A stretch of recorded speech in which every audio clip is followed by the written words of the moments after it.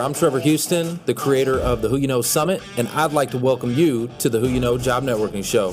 On our program, we'd like to show you the job search like you've never seen. Everything from getting noticed by employers, how to properly format your resume, and how to network effectively using LinkedIn to drive recruiters to your profile. We even take suggestions from our amazing community. So if you want to learn all things job search, go ahead and subscribe now.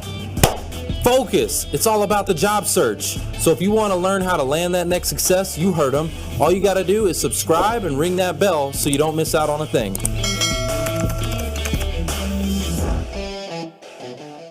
Welcome to the Who You Know Job Networking Show, where what you know is important, but Who you know. Who you know can make all the difference in your job search. WYK. Super excited to be with you today because we've got a jam-packed session. We got so much fire for you today. It's going to be amazing. But that means we got to kind of cut a few things short, get to it. We're going to go rapid fire today. So before we do that, though, let's go to the audience real quick, see who we got with us. We got, let's see, Laura Cobb, Rita Collins, Jeremy Subson, Courtney Melendez. How are you? Melendez. We got Julia Villa, Kathy Byfield. Hey, Kathy, David Grant, Charlotte Ann Moore, Chris Chun out in Hawaii. Oh, hey. Chris. Is Chris with us? Cool. We got Liberty, Liberty, Liberty. Yes, right. Oh, no. There's Laura Cobb again. Laurie Oken, you got your Chicago hat on, Laurie? As always, we got Meg Rose Coterio, our hype lady. Yep. So be sure to connect with Meg Rose as a resource as well. Good to see you at HR this morning, Meg Rose. All right, we always like to bless this show with a prayer for the listeners. Foster. Yes, sir. God, we are coming to you because we're all looking for a job. We're looking for different tools and people and things that can help us do that. We ask that you guide us through all of that as you have continued. And we also, Father, for the unrest in Washington, D.C. now, we say a prayer for that and guide us through around the world in Jesus' name. Amen. Amen. Amen. Amen. All right, we got a lot to be thankful for. So let's get our hands and our donut emojis. Don't forget those donut emojis. Donuts. Get your hands on LinkedIn and your donut emojis ready for... No calories for donut emojis. Round of applause for Trisha Lucero. Lucero? Did I say it right? Trish Lucero. Look, you know I can't read.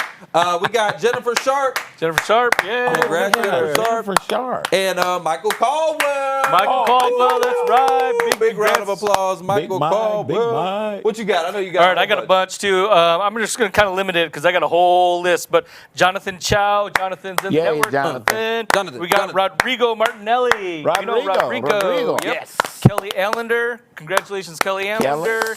Jeffrey Vandervoors. Yeah. Jeff Vandervoors. Yep. And Casey Reefer. Woo! We know Casey too. Yeah. All right. So I'm going to cut off. Yeah. Again, there's a ton of landings. So guys, now's the time. You got to get up and get out. Get up and get out. All right. So Mark, you got the tip of the week. What do we got? Yeah, I got the tip of the week. I'm going to keep it quick too for our guests' sake. It is just very simple. It's about interview tip. So when you go into an interview, I know you're nervous, right? You don't necessarily know what's going to be asked. What I want you to focus on is crafting a why statement. Why are you applying for that job? Why do you think that you're the best fit? What's the motivation behind that? And I want you to just take control. As soon as you walk in the room, sit down, you've introduced yourself, and just say, hey, I just want to take a moment, and I just want to lead off this time with you with my why, right? Why am I applying for this job? What is it that I feel I can contribute? And just give your why statement. Let them know that you're a person. And you might even say that, I want to give you the person behind the resume and give you some insight into me. Love it. Very good. Tell them why.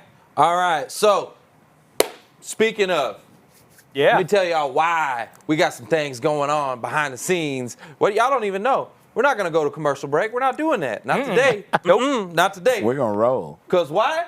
Rapid fire. Is because we got Ravi Rajani in the house. Come on, Ravi. Hey, Ravi. Come on in here, man.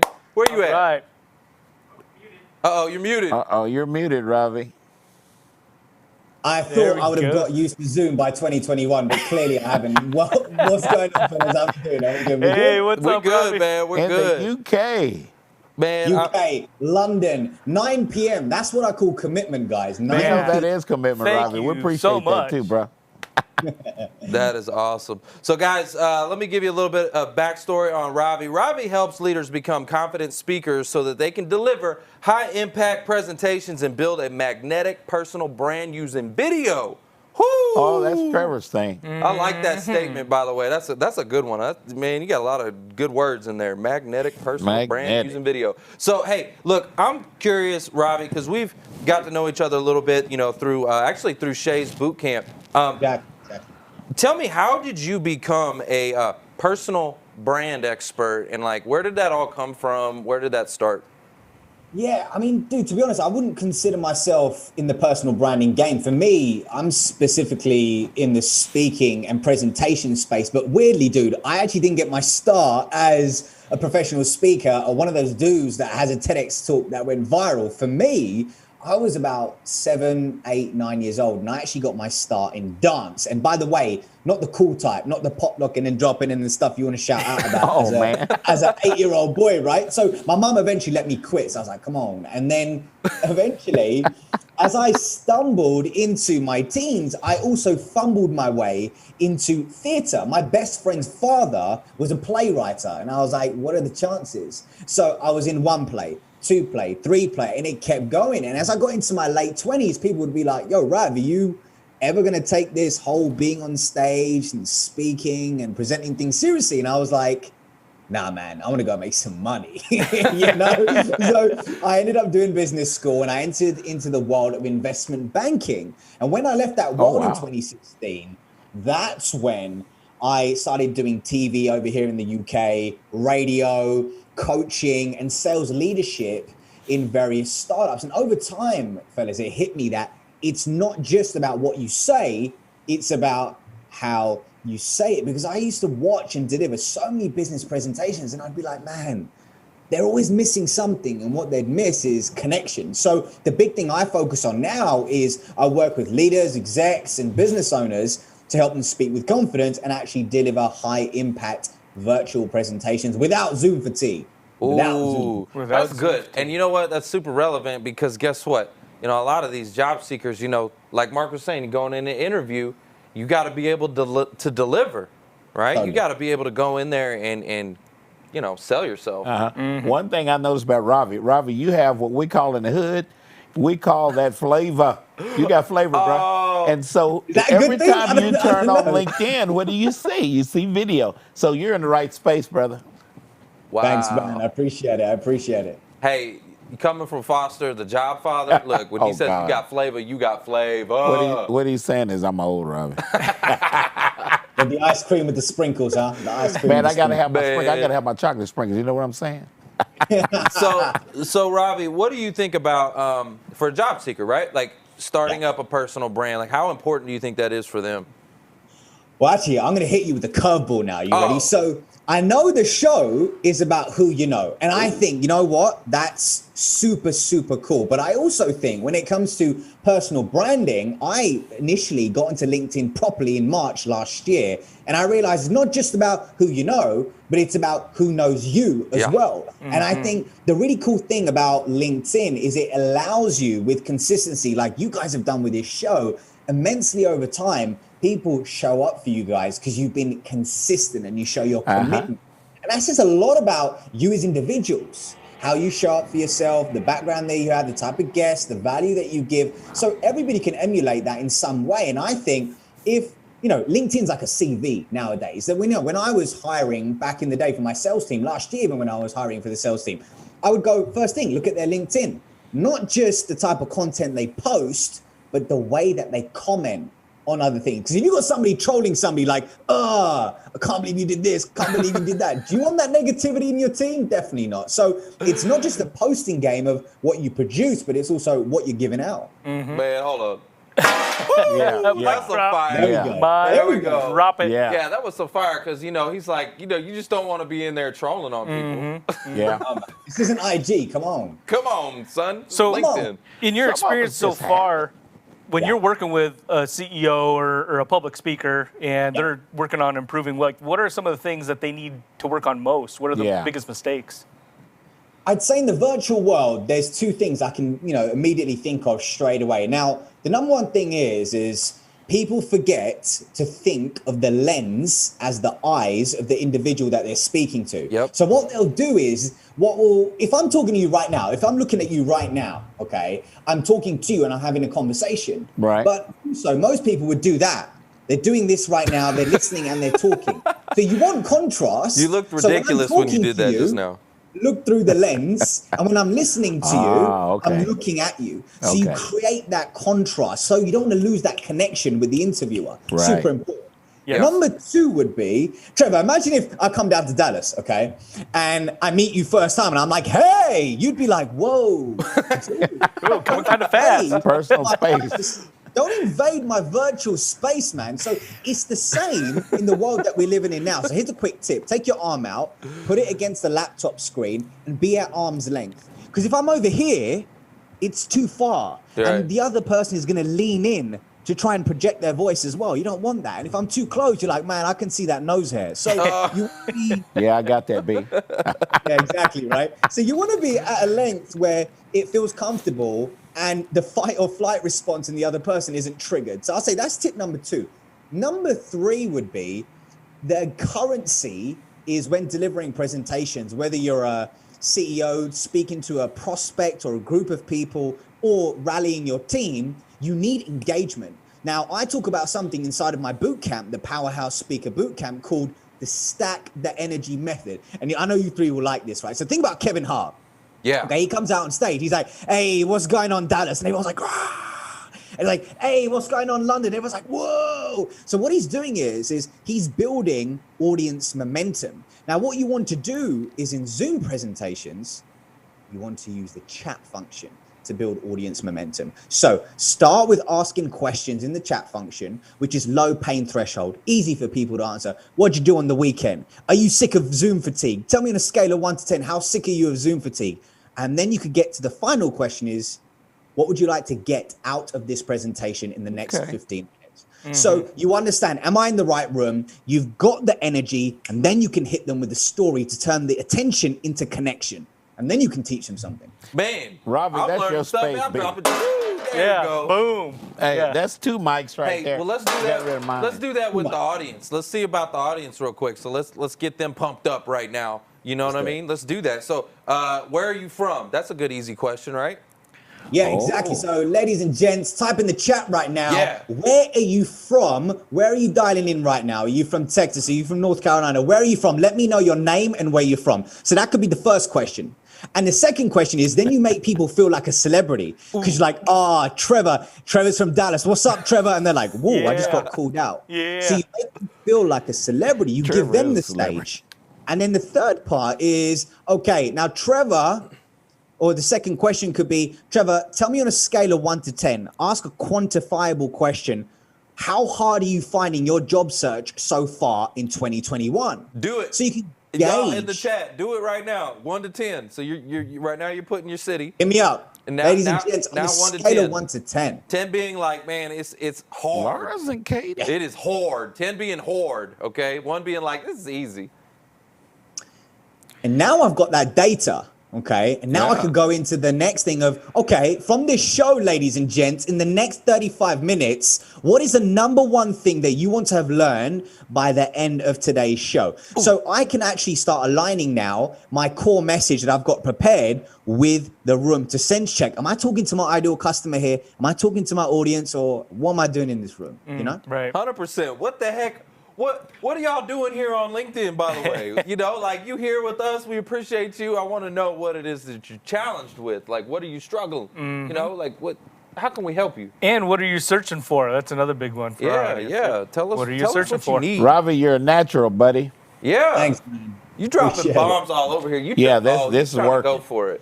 He's trying to go for Everybody Yeah. doesn't have He's that trying to- flavor, You but know it what? seems as though you teach a think little so, bit of yeah. that flavor. Yeah, Yeah. I think we need to give I think Ravi can teach give that Ravi flavor. that No, I Yeah, need your yeah, help, yeah, B. yeah, yeah. that Hit golden that, hit mic. that, hit Golden that. mic, golden mic. Gold Hit that, Mike? hit that. Okay. This is like no Simon We're gonna Cowell get in in the X trouble in here. Factor when Yeah. we get the buzzer. I feel like this is that moment. Woo! That's good, Rob. You like that? That's good. Yeah, you got I can't see got you, the but golden it looks. confetti. It sounds great. Man. Sounds good. Sounds good. Okay. We are dubbed. We have dubbed That's this the golden mic. the golden mic. Yeah, that's the golden So, mic, Robbie. because this is a golden mic, audience, y'all know what y'all need to do. Okay, hit that share button. So simple. And you know what? Hit the share button. That's the easiest thing in the world you can do. But you know what else you can do? Show some appreciation to Ravi, okay? What I want you to do right now is I want you to take a screenshot, okay? So take a screenshot of this show, do a post on your LinkedIn, tag Ravi in it and say, Ravi, I appreciate you coming and bringing that fire and that golden mic episode, and tag him in that post. So let's get this thing going viral, right? Because this is a golden mic episode. That's right. Oh, there's Uni Elder. Now, we also had the mic drop moment, so we need a question. We need a question. So, Ravi, if you have a question, we'll let you have first dibs. If you have a question that you want to ask the audience that they can answer, what's a question? Maybe something about you've already spoken about? Oh, you know what? So a question that I can answer, or the audience want to ask me? The audience can answer. The audience can answer. Something that you have shared. Yeah, we want to pick a winner. We want to pick a winner. Got you. All right. Are you ready? Yeah, we're ready. Yeah, come Trevor, on. after this, I want to hear your best British accent. But side note, so, okay. Hey, ladies and gents, I spoke about a method to gain the attention of your virtual audience. Oh. It was 3 words. What is that method for the grand prize of a 30-minute coaching consultation session? Yes, so he has given away a 30-minute coaching session with him, consultant session with him. Robbie, you got to have a game show coming. That's in your future. I can see it, brother. Yep, that's right. Let's collab. Let's make it happen. Yeah. Let's do it. Let's do it. Hey, and while we're waiting on that to come in, y'all look for it. Make sure you look. Yep, I'll look for it. 3 words, huh, Robbie? So here's my impression, man. Okay, man. What? I'm not Jamaican. What was I think Joe Kovar's got it. is that? Hey, bro. Okay. I Joe don't know. I can't do Kovar it. up I in can't do it. Tulsa. I think you got it. I don't know. Okay, I'll give you that though. I'll give you that. It's funny because I'll do impressions. They always end up turning like Indian. I don't know why. The same. They end up being the same impression. Yeah, it does. It always is. It's funny. Has anybody, look at Joe Kovar. Did he get it? Did he say it? Holly said, Trevor, no, stop. Yeah, they Stop. trying to drop. Yeah, please quit. Okay, wait. Adam says energy stack method. Oh, you know what? We'll give it to him because it's stacked the energy, but that's close enough. We'll give it to him. Yeah, all right. Adam Baker. Energy. All right, Adam We Baker. tried, Adam bro. Baker. Tried, brother. Adam Baker with the NBA. I see you in the comments. That's what's up. What did he win? He won Man, the Whitney 30-minute won. session. Yeah, go ahead. Tell Oh, yeah. So, Adam, you've won for answering the question, a 30-minute consultation session. So we can hook up after here and we can sort something out, man. Looking forward to kicking it with you for 30 minutes. Man, that is mate. awesome. He can call you on the telly. Oh, wow. Was that your You was that can't- your British? That was my y'all British. better not make fun of me, man. y'all better not do that. Yeah, That now I can help you with that Texas stuff. I'm from Texas, B. I can I help got you that with on lock. That'll be a trade-off. You Shut help me down. with the British, Yeah, he's I got help it. you with the Texas, right? I'm from London, and I'm going to go to Eat the scones. I'm not even loo. trying. I'm going to go to the loo. Yeah. Yeah? Yeah. Yeah, you like The that? loo. That's pretty good. That is bad. That is Really awesome. bad. That's terrible. Down here in Texas, that's what we do. We mess up everything. I think we're all bad. I think we're all bad at it. But you got it, man. You're rocking it. So. Hey, Ravi, you ever got any plans to like come down to Dallas, man? Ever like in your life, you think, maybe? Dude, I've got a friend who actually moved from London to go work for an oil company based out in Dallas. So it's been on the agenda, but with COVID, we're in lockdown now. Yeah. I'll be Oh, yeah, honest, you man. guys. Definitely on the cards, but who knows when? Okay. Yeah. Okay. I'll take it. Right, Hey, we got a come. party. When you get here, we got to take you out to a restaurant. We got to have some of that personality guy. Yeah. We got to have it. Bro, you cracking me up, man. I love it. Yeah. For So real. we have a lady named Lena Stutz that is in that's in our network, and she has a lot of flavor, and she posts videos and stuff. So I got to introduce you guys on LinkedIn.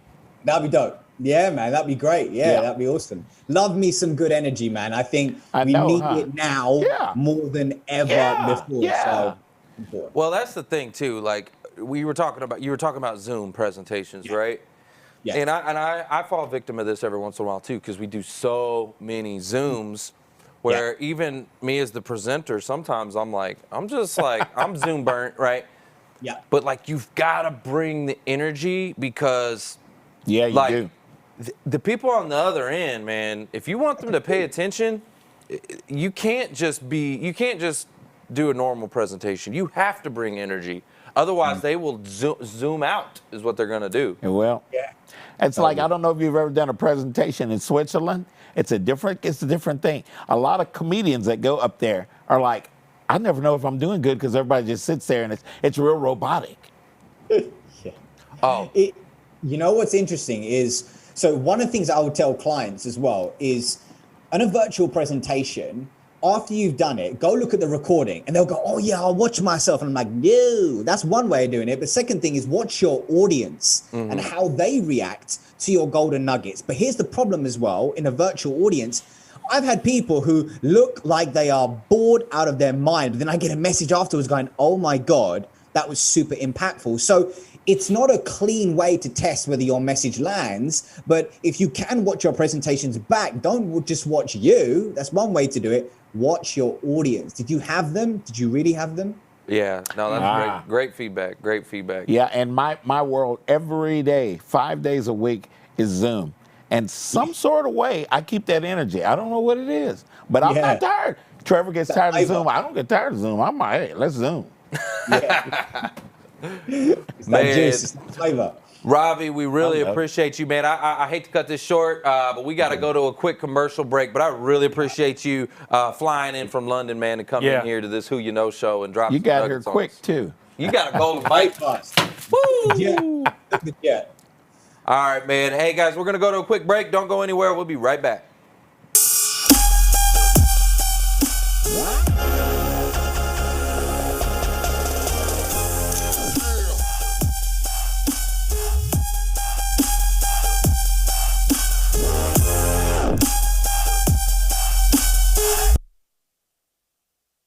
How are you spending extra time at home? Perfecting kitchen skills? Learning a new language? What about your education? At Waldorf University, we're offering 25% off your first online course. It's your time. It's your future. Start today. If you're looking for connections to opportunities, free seminars and workshops, to the knowledge and tools you need, and individualized one-on-one coaching for solid plans and solutions, Career and Financial Services is here for you with a holistic approach to educate, empower, and guide you to achieve your desired future. Call today to learn more about how the coaches can assist you to reach your career and financial success.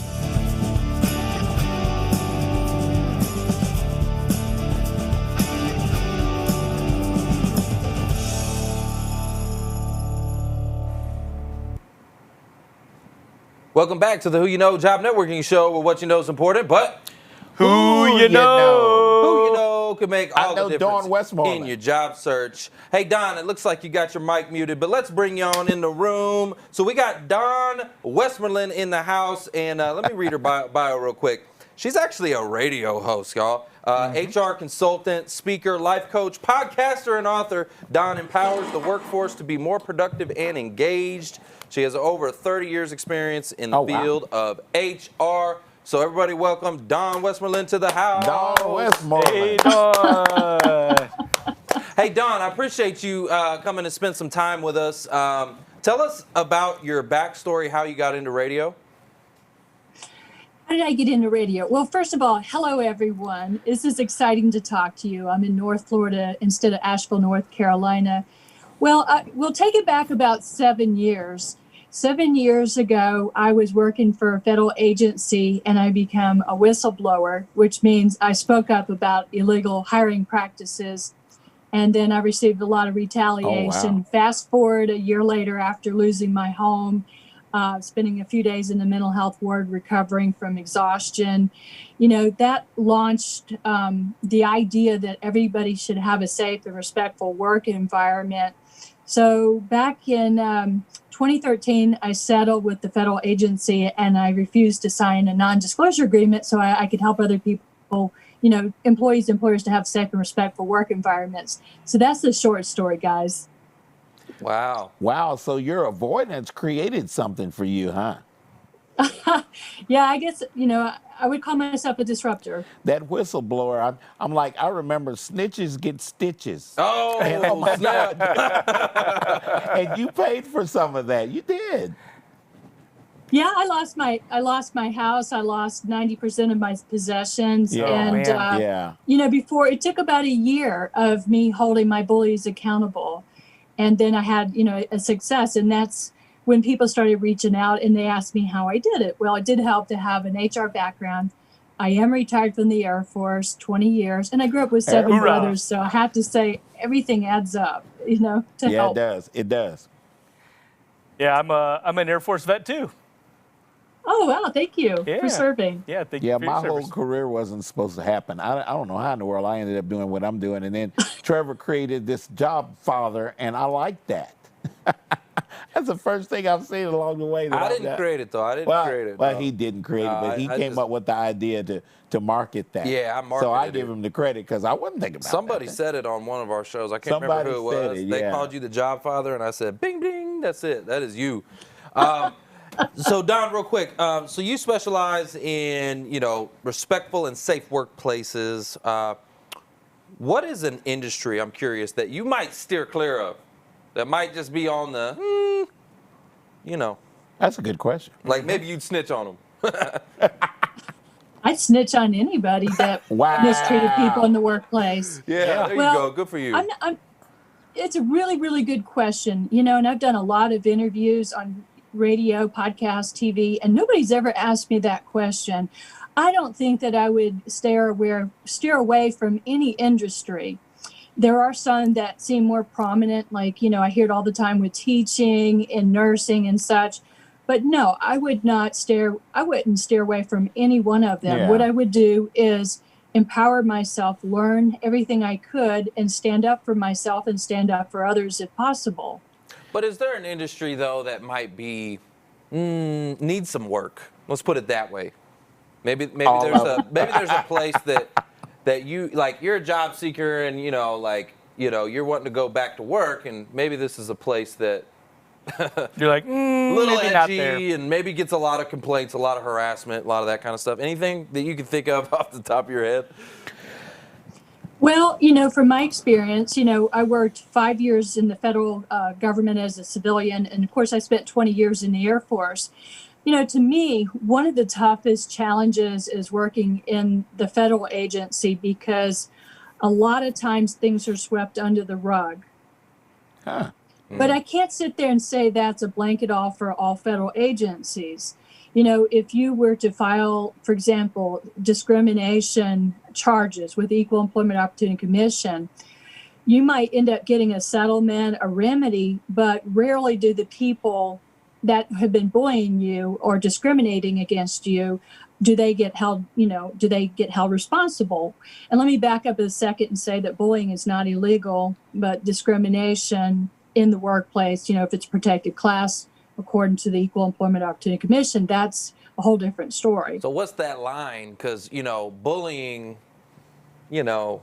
could be a form of discrimination when I'm thinking about it. Like if I'm, Yes. you know what I mean? So where's that line where you cross over from being a bully to just hating on people? Quit your hating. It's a good question, and it's definitely a fair question. I would gear everybody, because I'm an HR person, I'm not an attorney or employment attorney. I would have anybody, especially in the United States, go to the Equal Employment Opportunity Commission website, EEOC, and it spells it out. Just put in discrimination, and it'll bring out the different categories of discrimination. So if it falls within, that area, age discrimination, disability, LGBTQ, disability discrimination, and there's more, sexual harassment, and I think I covered age. Those would be the discrimination. And you're right, bullying often feels like discrimination or vice versa, but there's definitely a definitive. You could also talk to an employment attorney, and you could find out, to find out if it's bullying, is it covered? Because I know out in California, there's some new laws that just passed about bullying and harassment. Yeah. But, across the nation, they've been trying, a lot of people in position of power, authority, have been trying to make it illegal to bully in the workplace, and that's still ongoing. Wow. Hey, Don. Go ahead. Oh, well. Don, one of my gifts from God is listening to people talk and connecting. I don't know, a conduit. And do you know a lady named Barbie Winterbottom that's in Florida? If you No, I don't. If Not you yet. don't, boy, I've got to introduce you to Barbie. Okay, I'm going to shut up. Well, my question, Don, is when you're facing some adversity like that, it's bullying or discrimination, maybe for our job seekers in the audience, like you're running into ageism or sexism or some other type of discrimination, and it's pretty apparent, right? You can identify that clearly. How would you suggest people turn that around, or should they just walk away? Should they just say, hey, this is definitely not an environment I want to be in. It's better I saw this right now. What would you recommend? Is this before they get hired or while they are working at a company? Before they get hired even, right? Like maybe even in the interview process. Well, okay, if it was me and I was looking for a job, I would do a lot of research on the company as much as possible. If there was even the opportunity to go into the company, in some cases there are, and just watch and take a look at how the people are acting. I mean, that's a big thing. If you can go in and just be discreet, see how they're acting. Are they happy? Are they engaged? Do they, look like they're psychologically safe? Because even a well-paying job and the job of your dreams will absolutely go downhill if you have a bully boss, bully, coworkers. And truly, sometimes you don't know until you get into the workplace what's going to happen. That's so true. Mm-hmm. Have you ever worked in or worked with the auto industry before? In that space? No, I have not. I've worked, with a lot of federal employees and such, and in different career fields and such, but not auto.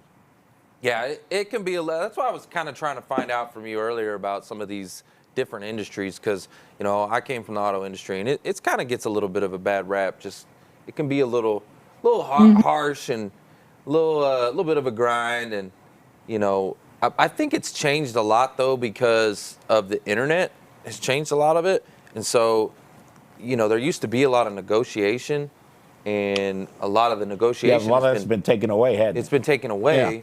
And so it's a lot of it's more just like true car pricing that's out there. So that has removed a lot of this, some of the craziness that goes on behind the scenes, back and forth with the sales manager and all that stuff, which creates a lot of animosity. Yeah, it really does. And so I was just curious if you'd ever worked in that industry or heard anything about it before, because it still needs a lot of work. Were you thinking about that industry when you were asking those questions earlier? About bullies and all this kind of stuff. I worked in the auto industry for 6 years, and I straight up got cussed out all the time. Wow. And it is very, very. It's toxic. It can be very toxic. Yeah, it can be very toxic, depending on where you go and depending on the leadership, like she said. Right? You could be the best experience for, it's about people. Yep. Right? At the end of the day, we're dealing with people. Yep. But it just so happens that a lot of the old school car guys, they come from an old school world where it was a grind, a lot of negotiation, this hustle mentality, and they talk to people crazy. In the new world, it's a little different. No more negotiation. And so it is shifting, but it's still taking a while. It just depends on where you go. I really feel that way. Don, we have a lot of senior, leaders and career search network attendees and viewers right now. So they're in, upper level management or executive roles. What would you tell them? Like, how do they keep an eye out for that? Because sometimes it's subversive, right? And it's maybe not viewable at that level. So a leader that's trying to look out for his or her employees, is that what you're asking me? Yes, absolutely. Because as a leader, when you go into a company, you're just kind of taking on some things that you don't know about that existed before you got there. Right. Okay, fair game. Okay, well, one of the things that the leaders have to have is strategies. They need to also understand what's bullying, what's discrimination. They have to have training. when there is a problem that arises, a workplace issue arises that is bullying or discrimination, it needs to be addressed immediately. It absolutely needs to be documented. I worked in employee labor relations for years, and I know how important documentation is. And I can honestly say the reason why I was able to refuse to sign my non-disclosure agreement was because I did a really thorough job with documentation. Witnesses sometimes get scared. They are afraid of retaliation. They're not always reliable. So you can have a mission statement that you have a safe, respectful work environment, but you have to walk the talk. So you have to do continuous training. There's a task force, I think it's been almost 3 years now, with the EEOC, Equal Employment Opportunity Commission, and they found out very quickly that online training about bullying or discrimination is not as effective as one-on-one, meaning somebody comes in and does the training and consulting. So when somebody sees, leaders sees that there's a problem in the workplace, there's dissension, non-engagement, there's employees missing a lot of work, then there's an issue, and they have to get down to the bottom of it. They might have to bring in consultants. They may need to bring in people who are trained to mitigate the risk, because they also possibly face litigation. Anybody can file charges against them. And let's talk about, today with social media, you can put information out there all the time that you're having a hard time in your job, and nobody wants that negative publicity. Yeah. Yeah. Yep. We know you have a giveaway, and we're getting down to some time, so we wanted to make sure that we give you the opportunity to do that. Well, let's go to the audience and see if the audience has ever been bullied. Any of y'all been bullied? Let me know in the comments. I'd love to hear from y'all. And here's my question to the audience. So first of all, tell me if you've been bullied. Second of all, what did Foster say snitches get? What do snitches get? They get money. If you're from the hood, don't give it away. Hold on. What do snitches get? Tell me in the comments, and you'll be the lucky winner, and we'll get you a prize. That's a good question. What are we giving away, Don? What are we doing? It's a copy of my book, The Empowered Whistleblower. Oh, okay. It is Kindle version. All right. So snitches get a copy of The Whistleblower. Reagan's got it. Reagan's got it. Reagan's got it? Reagan, oh, yeah. Stitches! Reagan Jones. Reagan Jones. All right. I'm sorry. All right, guys. Well, hey, we got to go to another break, but don't go anywhere, because when we come back, Sejal. we got Sejal in the house. At Waldorf University, we are committed to helping you discover a path to success. Our flexible online degree programs give you the freedom you need and deserve. Take the first step and receive 25% off your first course today.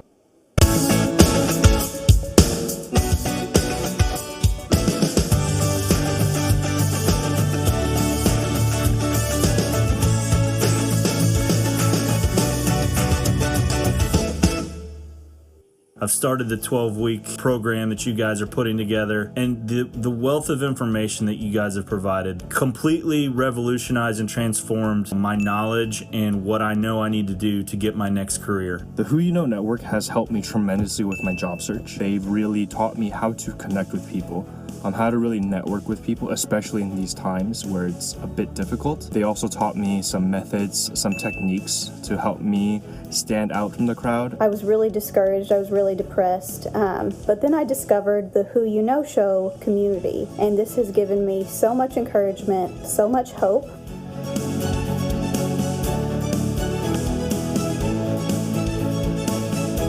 Welcome back to the Who You Know Job Networking Show, where what you know is important, but who you know, who y'all know. That's who right. y'all know. That's right. Can make all the difference in your job search. We're super Sejal. excited because we got Sejal. Sejal. Sejal. My mom was an English teacher, so I shouldn't be messing Come on, this y'all know I stuff up. can't read. It's just like our British accents. We're probably way off. You know what? We got Sejal Thakkar in the house. She's not your average employment law attorney. She's not. Okay. No. More than 15 years of experience advising clients regarding sound standard employment practices. Uncovered a need, a personal passion for bringing more proactive, relevant, and impactful workplace training programs to our clients and their teams. Everybody, welcome Sejal to the house. All right. That's what I'm talking about. And my HR network, I hope you guys are tuned in today. And Sejal, I just have to say, welcome to fellow Illinoisan, right, where you went to school. Oh, Sejal's yeah, U of I and Northern. I'm scared of y'all. Okay. So Sejal, how did you become a workplace attorney? Because we were just talking all kinds about bullying and all kinds of crazy discrimination. You went to school for accounting, didn't you? For my undergrad, yeah, I went to school in accounting, but I always knew I was going to go to law school. I knew since I was like probably about 9 years old that I was going to be going to law school. So that was the plan all along. And yeah, I love it. And I was listening to the whole discussion with Dawn, and I was like, there we go. They're asking her all the questions they're probably going to ask me. So I just could talk about something different. I want to know, because she said go ask an attorney. What is the difference between bullying and discrimination? So, you really want to compare bullying to harassment. And really the only difference is that legally, in order for you to bring a complaint of harassment, you have to tie it to some protected category, like all the ones that Dawn named: race, religion, color, sexual orientation, etc. And so it's not fair because, I've, in my career, for example, I've dealt with cases where someone's being harassed at work, let's say for their weight. Weight isn't a protected category, but they're still being harassed. We just can't legally bring a lawsuit. But that's part of the reason why I'm doing the work that I am, because I don't think we should just be doing legal compliance. We don't want somebody being bullied for any reason. Right. That's true. Right. Yeah, and that brings up a great point because, there's all of these reasons that people get bullied, but there's these clearly defined protected classes. But like, for example, is pregnancy a protected class? Pregnant women? It is. Okay. In California, I know it is. Okay. Yes. But there's so many others that are not, right? Yeah. I mean, you may just talk funny, but that's not a protected class. I mean, they just make fun of the way you talk, right? You got to stutter and people... Well, that's a disability, but I mean... Oh, okay. So that probably would. But maybe you have a British accent. Yeah. Robbie. Yeah, Robbie. And they just make fun of you for it, right? I mean, that's not a protected class, so... Wow. Okay. So that's pretty good. It's a good answer. See? Yeah. She said, Dawn said, go ask an attorney. So what did we do? We brought an attorney in the house. That's right. And an employment attorney at that. I love it. So Dawn, I have the biggest part of the network that's been created is our HR focused network. And I want to stay in contact with you because there's a lot of questions. In fact, maybe you could come talk to our group on Zoom. Because of COVID. But, we've got a tremendous amount of HR people that will want to know what's in your head. Yeah, I mean, if you're in the HR field, props down. I mean, seriously, that was the most toughest place to be this past year. Yeah. And honestly, I made a decision early on because as I was litigating in court representing leaders till about 8 years ago, my son was born and I decided I didn't want to do litigation anymore and I wanted to be at home with him. But, and since then I've done a lot of, right now I'm doing probably 100% training. I used to do some investigations, but I've decided that training is really where I can be effective. But I'll tell you what, at the beginning of when COVID started, the laws, I mean, especially in California, were changing so frequently related to the pandemic that I made a decision that I just was going to stay away from that because it would have turned into a full-time position.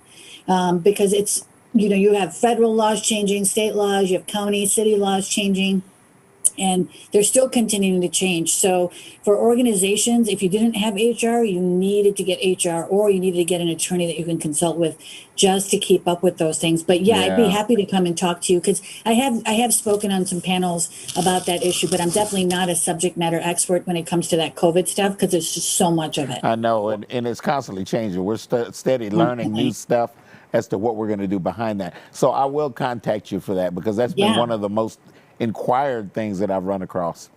Well, I know you are a subject matter expert in civility. So can you tell us what the heck is civility and why is it important? Sure. I mean, the short version of what I tell people, what I do is I tell people how to behave at work, right? So, because as an attorney, I worked on cases and the type of cases I really worked on and focused in were harassment, discrimination cases. So I say, I saw all kinds of incivility in the workplace. And so let me start by defining that, and then I can work you up to civility. But incivility, the way that I talk about it, is a whole range of behavior. So anything from being rude, insensitive, joking around, all the way up to unwelcome behavior, abusive conduct, bullying, and then going all the way to your discrimination and harassment. So it's that whole spectrum of behaviors. I also, in my definition of incivility, include microaggressions. So if you have unconscious bias, for example, and you're not aware of it, by the way, unconscious bias is normal. So if you've got a brain, you've got unconscious bias. We all do. But if you don't know what it is, then it might result in you saying something unintentionally, you behaving in a way unintentionally towards somebody of a marginalized group. We call those microaggressions. Oh, wow. So I include all of that in incivility. So my role right now is to work with organizations to help them just create cultures based around civility. And so the definition that I like about that I usually use in my trainings about civility is from a leading expert in the field. Her name is Dr. Cynthia Clark. And she talks about civility. Really, you know, it's more than just respectful work environment. That's one component of the definition she talks about, where every employee, you know, has an authentic respect for each other. So that means even if we don't agree, we don't have to agree on everything. You know, you can have a different perspective, I can have a different perspective, but we still have to have a respect for each other in the workplace. And we have to commit to making time, a willingness to engage in a dialogue, a genuine discourse with each other when there are misunderstandings or differences in opinion. And then the third part of that definition is with the goal of we're going to come to a common ground, an understanding that we can both live with because we're working together. Doesn't mean we change our perspectives. And I think it's really important because, you know, look, we're all different. We all look through life through a different lens. And when you have diversity, and I'm talking about diversity just from the perspective of just being different from each other. You throw a bunch of people that are different from each other into a work environment, there are going to be differences, right? So how do we navigate through those differences? So that's what I do is I work with companies in helping them with their training piece, which is just one part of that component of creating civility in the workplace, because I've done all the other parts. I've done the policies, I've done the litigation, I've done the investigations, and I just found that training is where I can be the most effective. What is the worst case that you've seen come across your desk? You're like, whoa, hold up. How much time do we have? Man, no, I want to hear that story. I want to hear it. Okay. No, I've worked on so many cases, and I'll be honest. The minute I think this has to be the worst one, another one comes across. Yeah. Well, what was the most worst one? The most frequent worst one. Trevor's digging in. What just happened? I want to know. I would say it was a case where we found I won't say anything about it, but I'll say that a person was looking at child porn at work. Oh, okay. Yeah. That's no good. Yeah. So Whitney Bell made a good conversation. She made a good conversation mark. She talked about sensitivity training. Is that what you provide for a lot of companies? I do what I've created my own program called Civility in the Workplace. And in that program, I talk about diversity, inclusion. I talk about the differences and the challenges and how to navigate through our differences that we all have. And then I talk about unconscious bias and microaggressions. And then the most important piece of the training is how can we intervene? So if it's not happening to me, but I see it happening to someone else at work, what should I do in that situation? So bystander intervention, which is really, really important, and it needs to happen more. As a manager, when I worked for these huge corporations, these Verizons and IBMs and all these people, and I managed a lot of people. And sometimes there were little things and tiffs and things going on, and those are very, very hard to manage. And I didn't have a Sejal to help me back then. I'm here now. There you go. There you go. What are some of those things that come up on the job acquisition side? Like, let's say you're searching for a job, and because there's all types of insensitivity and uncivil things that happen during the interviewing process too.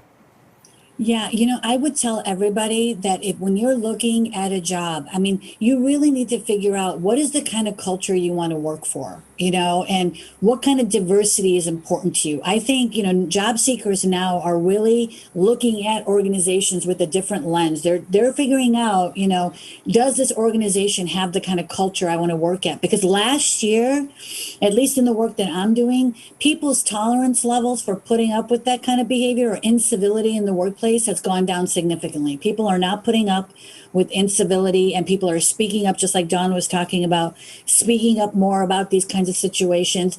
So I would tell people that are looking for jobs to do research. Do a lot of research, especially with everything now we have available on the internet. You can do a lot of prep work and really figure out, see what people that work there are saying about the organization. Even look at the competitors and see what are people saying. Really know a lot about the company and ask about those questions when you get into the interview. It's not just them interviewing you, it's you interviewing them as well. right, and I that's think right. you need to take that seriously. Hey, Sejal, Yeah, there you go. I've noticed that COVID has caused a lot of remote positions. Yeah, I got to get mine out there. I was COVID waiting has for caused one a of lot of those. remote positions. Are you running into situations that you have to administer some of your knowledge and stuff to remote training, remote people, not being in the office? How do you manage those people? Absolutely. I mean, I'll be honest with you and this was something I was going to share because it's important for, just what we've gone through this last year. But prior to COVID, I had put all my eggs into in-person training. So I was doing everything okay. live. Uh-huh. And then that disappeared overnight. I Yep. was out of work, and so I had to, like everybody, figure out if I still wanted to do my training. So now I do everything virtually, which by the way turned out to be a silver lining because now I can do training all over the world from my house in my pajama pants, right? Which Right. I'm Well, we wearing won't now. tell nobody.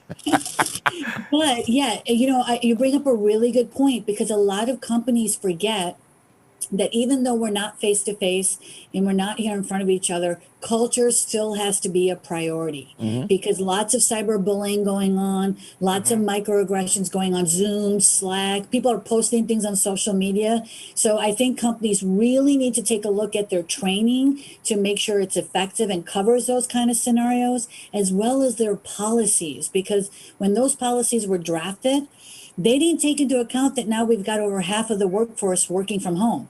Right. So there are different kinds of harassment and bullying, cyberbullying that's happening. In fact, I reviewed 3 policies last week where their harassment policy had like one bullet point on bullying online. And I'm like, that is not sufficient for where we are right now when you've got most of your staff working from home. But let's go to the audience because we had a mic drop moment. Let's see if we can give something away. I don't know what we're doing. We're getting crazy up in here. We've got a book that we're actually going through with our company. It's called Virtually Selling or Selling Virtually. Yeah. It's by Jeb Blunt, and it's a great book. So let's give that away. Oh, we're gonna give that away? Yeah, let's give that away. Okay. Sell virtually. Sell virtually. Something yeah. like that. Or I don't know if Sejal had something that she wanted to do. So either way, I've got a book. We can definitely give that away. It's a great and very relevant for what you're talking about, this cyberspace, this virtual environment we're in right now. Yeah. Well, okay, let's go to the audience. Let's ask a question. Y'all remember when I asked how much would a woodchuck could chuck? Remember that? Yeah, we won't go back to that. We leave that alone.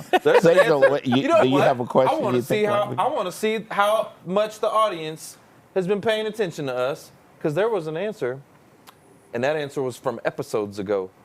And so they may have been listening.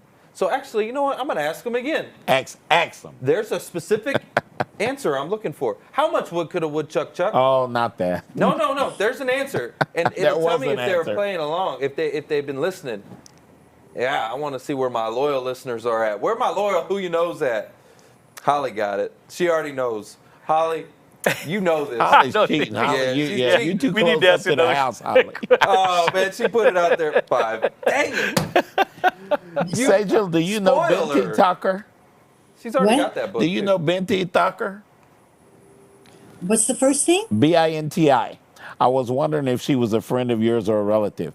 I know so many people with that last name. I mean, I grew up with like 500, 600 people with the same last name. Yeah. Okay, so we did talk about earlier, though, that she went to school in Illinois and got an undergraduate degree in what? What was her undergraduate that's a good degree one. in? You remember T?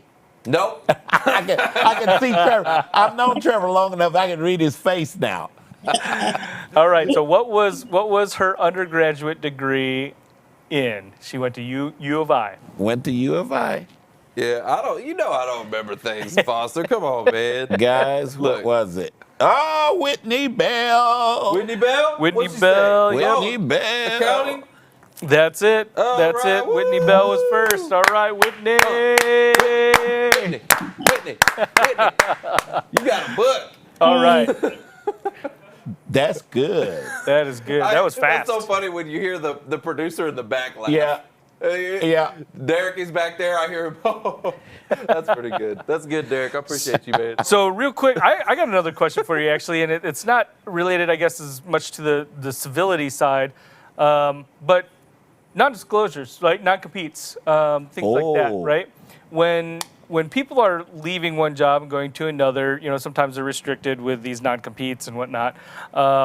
So that's one side of it. How enforceable are those? And then the other side of it is, do I have to sign one if I go to a new job and they're trying to make me? Great question. And that really depends on state to state. You have to look at, it's very state specific, and each of the state laws also have lots of carve outs and exceptions for them. So generally speaking, for example, when you're looking at California, they don't really, for the most part, allow non-competes where you're, unless it's really geographically limited or if it's something very specialized. So you have to really look at each state. And honestly, I would tell you that just because of the legal changes that we've been seeing, and I'm speaking for California because I'm only licensed in California, I always tell people to run those things by. Don't look online because, in fact, I think it was 3 months ago, I had somebody come in, and every once in a while I'll consult with somebody that comes in, and I looked at, and the laws had already changed just within a year. There was a new amendment carving up new exceptions. So I don't even want to give, I would just say, look, be very careful when you're looking online. Dr. Google is helpful a lot of the times, but some of that information is not accurate, right? And also you have to look at are the websites being updated because the laws are changing so frequently. Okay. Right, but for generally speaking, courts don't like it when you restrict people from working. Now, they can say you can't go after my customer list, you can't take my clients. They could put those kind of restrictions. You can't share confidential information, but they don't like it when you try to stop people from working for other employers. Yeah. So, Joel, we really, really appreciate you being with us today. Yeah, this has been we are good. running out of time, but thank you so much for coming. Guys, audience, I want you to do us a favor. Go ahead and take that screenshot now and post that thing out there. Make sure you tag her and let her know what you learned today. And how much you appreciate her joining the Who You Know show. Let's get some quick shout-outs before we go. We got Whitney Bell, Hopeman Gita, let's see, Lena Carolina's son. Lena said that was a great question about them NDAs, man. That was good. That was good, Mark. Carolina Sands, how are you? Good to see you. Joseph. We got Gwen Hulsey, Yolanda Chin, Holly Gorton, of course, Brian Slaughterbeck, and Michael Caldwell is with us. Michael Caldwell carries a lot of. Michael Caldwell carries the noise, boy. Yeah, this is for you, Mike. Yeah, this is for you, Michael Mike. landed. This is a golden episode just for you because you landed that job, man. Congrats for you, guys. That's the show. It's all about who you know. Bye. Bye, Sejal.